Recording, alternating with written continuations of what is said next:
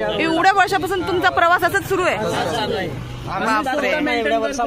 आम्ही नवीन मेंटेनन्स करतोय, road maintenance देतात, उद्या करू, परवा करू, 25 तारीख 30 तारीख. कोणी कोणी आश्वासन दिलं तुम्हाला? जाम जाऊन इथे येऊन गेलेत का आश्वासन देऊन गेले नेते, पुढारी, ग्रामपंचायत. नंतर मॅडम जर समजा आम्हाला हा रस्ता असाच राहिला तर आमच्याकडे कोणीही कॅन्डिडेट उभा राहिला त्याला अजिबात आता आमचा एंड होत आले, कमरेचे काटे नाही राहिले व्यवस्थित.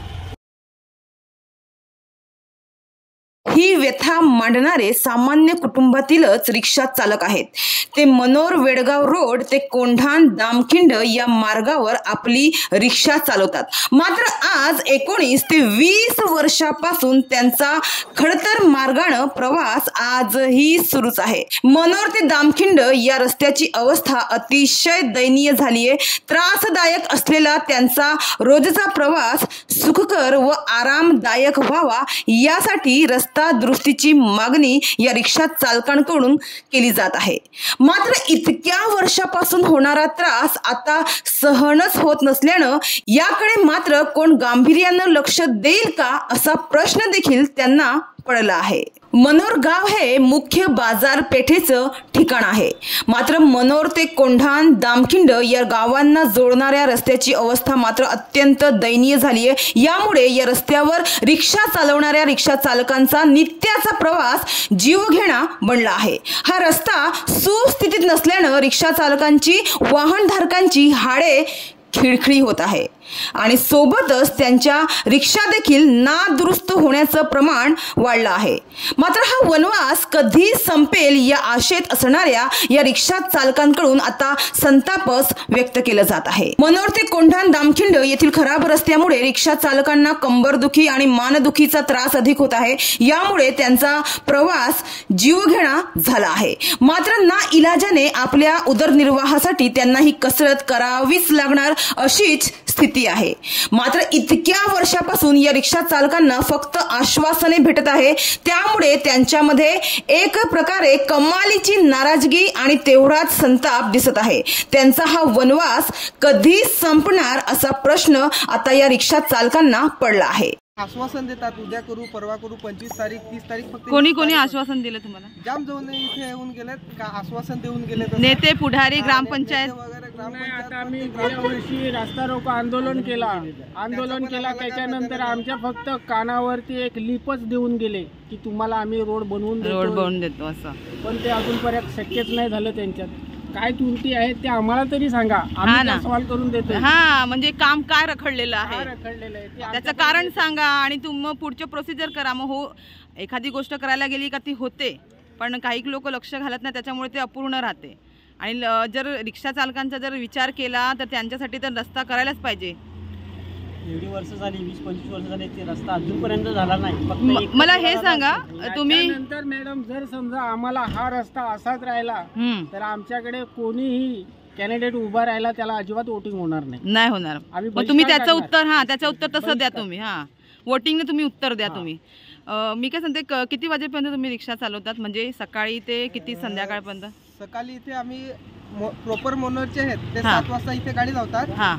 बाहेरचे आहेत, कोणी कंपन्यांचे माणसं जातात आणायला, कोणी रस्ता खराब असल्यामुळे 7-7:30 पर्यंत आम्ही इथे, तरी पण संध्याकाळला.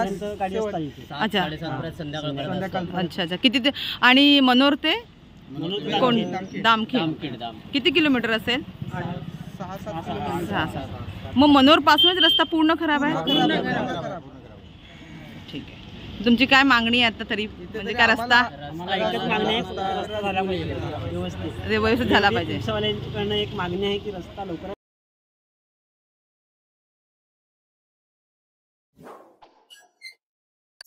अजिबात नाही. म्हणजे तो दामखिंडचा रस्ता खराब आहे की आंबांचा? कुठलं? स्टार्टिंगच पूर्णच खराब आहे. अच्छा, मग आतापर्यंत कोणी दखलच घेतली आणि रस्त्याचं काम अजून झालंच नाही का? प्रत्येक वेळेस आम्हाला आश्वासन देतात. आता 25 तारखेला बोलले की आम्ही तुम्हाला स्टार्ट करतोय, तुमचं काम स्टार्ट करतोय, पण 25 तारीख अशा किती येऊन जातात पण ती तारीख काही येत नाही. अरे बापरे. मग प्रवासी जे बसले त्यांना पण त्रास होत असेल ना? एवढं त्रास होतो, खूप त्रास. आम्हाला तर असं वाटते ना की जो माणूस सिरियस असेल त्याला आणताना आम्ही स्वतः विचार करतो की मनोरपर्यंत पोहोचेल की नाही पोहोचेल की नाही पोहोचेल. अरे कधी बापरे, अशी वेळ येते का डिलिव्हरी पण गाडीतच होतात, रस्त्यालाच होतात, रिक्षामध्येच. रिक्षामध्ये. हा. आणि गाडीचं काय म्हणजे गाडीचं काय नुकसान होतं? नवीन गाडी आणली उद्या लगेच गॅरेजला जायला लागतं. आमच्या अरे खिशात बापरे. 2 पैसे पडत नाही, ते मेंटेनन्स मध्येच. मग म्हणजे काय आम्ही सेवाच करतो, याचा अर्थ 20 वर्षापासून सेवाच करत आलोय. उदरनिर्वाहासाठी तुम्ही एकतर रिक्षा चालवतात मरमर करून आणि त्याच्यातून तुम्हाला काही फायदाच होत नाही म्हणजे याचा अर्थ, कारण की इथे कमवले आणि तिथे गमावले अशी परिस्थिती आहे. रस्त्यामुळे असं अशी कंडिशन आहे ना की आज जर नवीन गाडी घेतली, उद्यापासून मेंटेनन्स चालू, पेशंट असो कोणी पण असो, आम्हाला एवढा पैसे टाकून माणूस वगैरे आम्ही स्वतः रिक्षावाले तिथे जाऊन खड्डे भरतो पूर्णपणे पावसाळ्यामध्ये. मग किती वर्षापासून हा रस्ता म्हणजे रखडलेला आहे असाच? अगोदरपासून 18-19 वर्ष झाली. एवढ्या वर्षापासून तुमचा प्रवास असाच सुरू आहे? आम्ही नवीन मेंटेनन्स करतोय, रोड मेंटेनन्स करतोय, हे आम्हीच करतोय सगळ्या रिक्षावाले. 22 वर्ष झालेले आहेत आम्हाला तिथे रिक्षा चालवताना. रस्ता नाही अजून नाही. आयुष्य आता आमचा एंड होत आले, कमरेचे काटे नाही राहिले व्यवस्थित. ते पण आता दवाखान्याचा पण खर्च लागतो. सगळं झालं त्याच्यामध्ये. बेकार कंडिशन आहे. सर इथे कोंढाणचे सरपंच कोण आहे? ते आता आलेले तेच ना? अच्छा, मग त्यांच्याकडे तुम्ही काय मागणी वगैरे कधी केली की नाही? रस्ता रोको आंदोलन झालेलं ना, ते ग्रामपंचायत आणि रिक्षा लाईन आणि कलेक्टर ऑफिसला पण गेलेलो. अच्छा, तिकडनं पण आश्वासन भेटलं काय नाही, फक्त खड्डा. मग काय वाटतं तुम्हाला असं जनता दरबारामध्ये, आता पुढचं जनता दरबार होईल त्याच्यामध्ये तुम्ही हे प्रश्न मांडण्याची म्हणजे तुमची ही आहे का, इच्छा आहे का, असं का नाही का? म्हणजे सरपंच इच्छा पण मिळेली आमची, आम्ही बरेच वेळा सांगितलं असं, कारण की पालकमंत्री असे लाभलेले आहे की ते जागेवरच डिसिजन घेतात, म्हणजे जागेवरच ते म्हणजे कोणाची पण दखल घेतात. त्याच्यामुळे आम्ही स्वतः कलेक्टर ऑफिसला गेलो. कलेक्टर ऑफिसला पण तो कोणता बांधेल वेलगाव रोड रस्ता ते नाही कलेक्टर ऑफिसला माहिती, मग इथे काय दुसरीकडे जाऊन म्हणजे छोट्या छोट्या गावाची समस्या आहे ती कोण बघतच नाहीये, बघायला पाहिजे. लाईटी वगैरे आहेत की नाही रस्त्यावर? नाही, लाईट वगैरे काहीच नाही, काय नाही मिळत तिकडे, काहीच सोय नाही. पण लाईट नाही रस्त्याला. नंतर गाडी नाही, प्रवासी आले त्यांची कोंडी होते आणि बस तर जातच नाही. शाळेची एकच बस जाते. रस्त्यामुळे ती पण बहुतेक बंद करतात, चालू करतात, बंद करतात, म्हणजे काही वेळापत्रक नाहीये.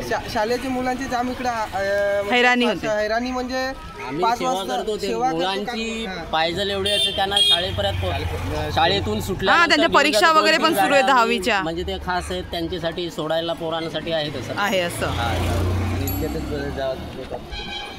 ठीक आहे चालेल, ओके.